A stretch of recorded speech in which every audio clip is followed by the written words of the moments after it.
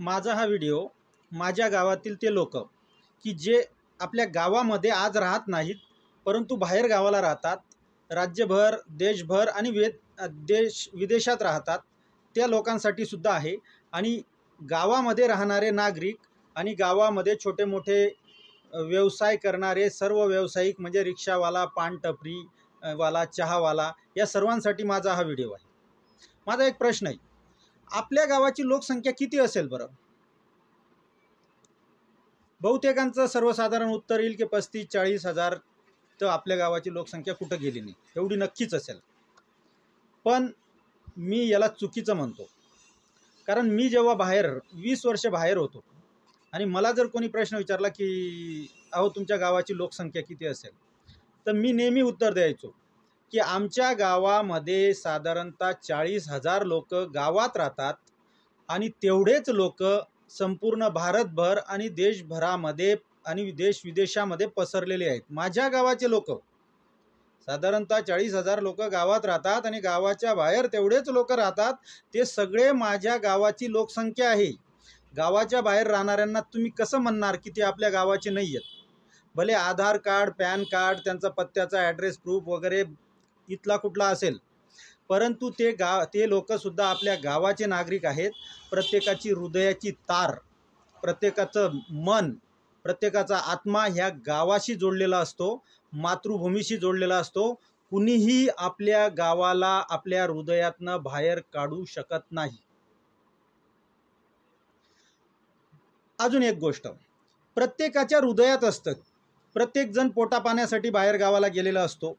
पोटापाण्याचे उद्योग करत असताना आपल्या गावातले असे हजारो लोक आहेत की ते देश विदेशामध्ये पोटपाणी भागून सुद्धा चांगल्या चांगल्या पदांवर आहेत, मोठे मोठे बिझनेसमॅन आहेत, मोठे मोठे उद्योगपती आहेत, मोठ्या मोठ्या जॉबला आहेत आणि सक्षम आहेत आर्थिकदृष्ट्या सुद्धा। परंतु मी यापैकी बरेचसे लोक गावामध्ये फारसे येत नाहीत, आले तरी क्वचित येतात आणि आले तरी बहुतेक लोक एकटे येतात।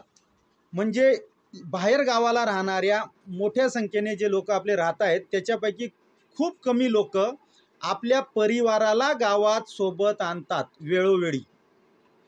मोठ्या संख्येने लोक एकटेच येतात, परिवाराला आणलं तरी थोडेफारच दिवस इथं राहतील, अशी परिस्थिती आहे। हा माझा आरोप नाही आहे, हा गावातल्या अनेक जणांचं आरोप आहे असं समजा। कारण गावातले अनेक जण म्हणतात की अरे तो अमुक अमुक आपला मित्र, आपला वर्गमित्र आपल्या गावातला, पण मोठा झाला तर तिकडेच सेटल झाला, गावात येत नाही, आला तरी एकटाच येतो, परिवाराला कधी आणत नाही, बायका पोरांना गाव कधी दाखवत नाही, दाखवलं तरी 1-2 दिवस राहतो आणि पळून जातो, असे आपले गावकरी म्हणताना मी अनेकदा बघितलेलं आहे। परंतु मला आपल्या गावकऱ्यांना सांगायचं आहे आणि बाहेरगावी जे राहणारे आहेत त्यांना विचारायचं आहे की मी जे सांगतोय ते खरं आहे की नाही। मला गावकऱ्यांना हे सांगायचं आहे की बघा, आपल्या गावाचे ज्या पायाभूत सुविधा आहेत, गावामधली जी स्वच्छता आहे, गावामधल्या ज्या पाण्याच्या पिण्याच्या सोयी सुविधा आहेत, गावामध्ये येण्या जाण्याचे जे संपर्काची साधनं आहेत, गावाचे रस्ते वगैरे ज्या बेसिक गोष्टी आहेत, ह्या गोष्टी इफेक्ट करतात की बाहेर गावाला राहणारे आपले बांधव कमी येतील का आपल्या गावात जास्त येतील, त्यांच्या परिवाराला सोबत आणतील की कमी आणतील। नक्कीच अनेक जण अशा अनेक अडचणींमुळे कमीत कमी गावाला येतात, अनेक जण आपल्या परिवाराला सुद्धा कमीत कमी गावात आणतात। यामुळे की जी आपली स्वच्छतेचा समस्या आहे, ज्या पाण्याच्या समस्या आहेत आणि ज्या संपर्काच्या साधनांचे म्हणजे कनेक्टिव्हिटी, रस्ते वगैरे या सगळ्या समस्या आहेत, याच्यामुळे आपल्याच गावातले लोक की जे संपूर्ण देश विदेशात राहतात, ज्यांचं हृदय आत्मा आपल्या गावाशी जोडलेलं आहे, ज्यांना परिपूर्ण इच्छा आहे, खूप इच्छा आहे की गावात यावं, खूप कमी वेळेस हे लोक येतात। दोष त्यांचा नाही आहे, दोष आपला आहे की आपण गाव कसं टिकवलेलं आहे। आता बरेचसे जण म्हणतील की जाऊ द्या ना, ते तिकडे सुखी आहेत, आपल्याला काय फरक पडतो, आपण इकडे सुखी आहेत, आपल्याला काय फरक पडतो। नक्कीच ते पण बिचारे तिकडे सुखी आहेत आणि आपण पण इकडे सुखी आहेत, पण फरक मात्र पडतो। कसा पडतो? जगात कुठलाही देशाचा कोणताही व्यक्ती, त्याला आपली मातृभूमी प्रिय असते आणि जरी पोटासाठी आपल्या गावाचा व्यक्ती कुठेही गेला, स्थायिक झाला, तरी प्रत्येकाला असं वाटतं की माझ्या गावामध्ये माझं एक तरी घर असावं, माझं घर असावं, अधूनमधून मी तिथं जावं, माझ्या परिवाराला तिथं न्यावं, माझ्या लोकांमध्ये मी मिसळावं. आणि बहुतेकांचं तर असं स्वप्न असतं की रिटायरमेंट नंतर मी सुखाचे दिवस माझ्या गावामध्ये व्यतीत करावेत. परंतु आपल्या गावाचे शेकडो नव्हे हजारो लोक रिटायरमेंट नंतर सुद्धा आपल्या गावामध्ये येण्याची हिंमत करत नाहीत. याचं कारण म्हणजे गावामध्ये उपलब्ध असलेल्या कमी सोयीसुविधा, अस्वच्छतेच्या समस्या, पाण्याच्या समस्या, कनेक्टिव्हिटीच्या समस्या. आता तुम्ही म्हणणार ठीक आहे, येत नाही तर येत नाही, काय फरक पडतो आपल्याला? फरक खूप पडतो. बघा, एक व्यक्ती जेव्हा बाहेर देशामध्ये, बाहेर शहरामध्ये लाखो करोडो रुपये कमवते, तेव्हा त्या व्यक्तीला असं वाटतं की माझ्या गावाला 10-20 लाख रुपये टाकून घर बांधावं, माझ्या परिवाराला आणावं.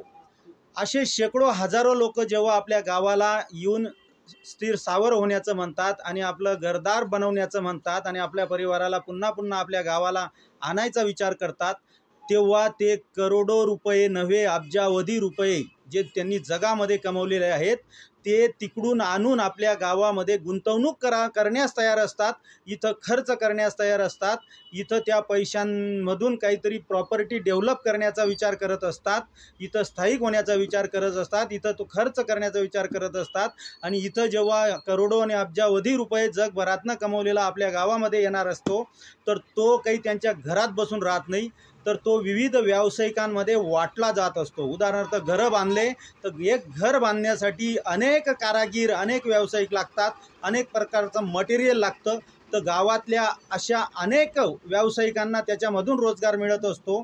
एक माणूस जेव्हा गावात येतो तो तेव्हा आपल्या बाजारपेठेत जाऊन चहा पितो, पानटपरीवर पान खातो, मित्रमंडळींमध्ये गप्पा मारतो, प्रवास करतो, अशा प्रकारे थोडीफार खरेदी करतो, काहीतरी घेतो देतो.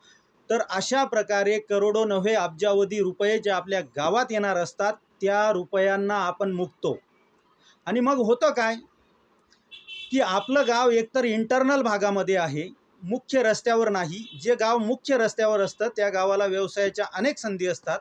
आपलं गाव इंटरनल भागात असल्यामुळे शेतीवरच अवलंबून असलेली लोकसंख्या इथं आहे आणि त्याच्यामुळे असा बाहेरून येणारा पैसा बी आपल्या गावात येत नाही. त्याच्यामुळे जे आपण बेरोजगारांचे थवेच्या थवे बघतो, मोठ्या संख्येने जे बेरोजगार बघतो, त्या बेरोजगारीचं कारणसुद्धा या छोट्या छोट्या समस्या आहेत की ज्यांच्यामुळे आपल्या गावकऱ्यांमार्फत बाहेरून आपल्या गावात जो पैसा येऊ शकत होता तो येत नाही, तो इथं खर्च होत नाही, इथल्या मार्केटमध्ये इथल्या लोकांमध्ये तो पैसा फिरत नाही आणि त्याच्यामुळे इथं त्या पैशाचा आपल्या अनेक व्यावसायिकांना, तरुणांना, लोकांना त्याचा लाभ घेता येत नाही. अन्यथा प्रत्येक व्यक्ती जो बाहेर गावाला राहतो, बाहेर देशात राहतो, त्याला वाटतं की माझ्या कमाईचा, आयुष्याच्या कमाईचा 5% हिस्सा तरी मी माझ्या गावामध्ये गुंतवावा. प्रत्येकाला गाव प्रिय असतं, पण प्रत्येकाने विचार करा की आपले हजारो लोक देशविदेशात राहतात, भारतभर पसरलेले आहेत, करोडपतीसुद्धा आहेत, परंतु क्वचितच येण्याचा विचार इथं करतात, स्थायिक होण्याचा इथं विचार करतात. का? तर त्याच्या मागे कारण आपण आहोत. आपल्या अस्वच्छतेच्या समस्या, पाण्याच्या समस्या, कनेक्टिव्हिटीच्या समस्या आणि ह्या सगळ्या समस्यांमधून निर्माण होणाऱ्या आरोग्याच्या समस्या, की याच्यामुळे आपल्या गावाची प्रगती खुटत आहे. आणि दुसरा एक धोका, प्रगती खुटत आहे ते जाऊ द्या, प्रत्येकजण पोट भरून घेतोय, पण जे बिचारे बाहेर गावाला स्थायिक होत आहेत त्यांचे पोरं जर 10-20 वर्ष गावात नाही आले ना साहेब, त्यांचे पोरं आणि परिवार जर 10-20 वर्ष गावात नाही आले, एक बालक जन्माला आल्यानंतर जर 10 आणि 15 वर्ष जर गावात नाही आला तर अगदी थोडाफारच आला, जास्त गावामध्ये आलाच नाही, तर गावाची संस्कृती त्याला परिचित होत नाही, गावाची संस्कृती त्याच्या अंगात भिनत नाही आणि बाहेरच्या शहरांमध्ये राहून, बाहेरच्या मोठ्या मोठ्या ठिकाणी राहून बाहेरच्या संस्कृतीमध्येच तो रममान होण्याचा धोका संभवतो. की जे बाहेर सगळी पाश्चात्य संस्कृतीचं आक्रमण चालू आहे आणि ते आपले बालक, आपले परिवार बाहेरच्या संस्कृतीमध्येच रममान होतील, हा सुद्धा एक धोका आहे. म्हणजे एक प्रकारे मी आपल्या बालकांच्या शिक्षणासाठी खूप प्रयत्न करतोय की त्याने नोकरीला लागावं, खूप मोठ्या पदावर जावं, खूप मोठा बिझनेसमॅन व्हावं, लाखो करोडो रुपये कमवावेत, पण धोका असा संभवतो की तो खरंच मोठा होईल, नोकरीला लागेल, पैसे कमवेल, सुखी राहील, परंतु जर आपण गावाच्या पायाभूत सुविधा सुधारवल्या नाही तर तो पण तिकडेच राहील, त्याचे परिवार पण तिकडेच राहील, त्याचे बायका पोरं पण तिकडेच राहील, आणि 10-20 वर्ष आपले मुलं नातू पंतू जर बाहेरच्या वातावरणातच राहिले आणि आपल्या ग्रामीण संस्कृतीमध्ये आले नाही तर ते बाहेरच्या संस्कृतीचे कायमचे होण्याचा धोका संभवतो, आणि तो मोठा धोका आहे असं मला वाटतं. असे अनेक गोष्टी आहेत की या छोट्या छोट्या गोष्टींमुळे आपलं प्रचंड नुकसान होत असतं, परंतु ते सर्वसामान्य लोकांना समजत नाही. ते समजलं पाहिजे, मोठ्यांनाही समजलं पाहिजे, छोट्यांनाही समजलं पाहिजे, म्हणून हा माझा खटाटोप आहे.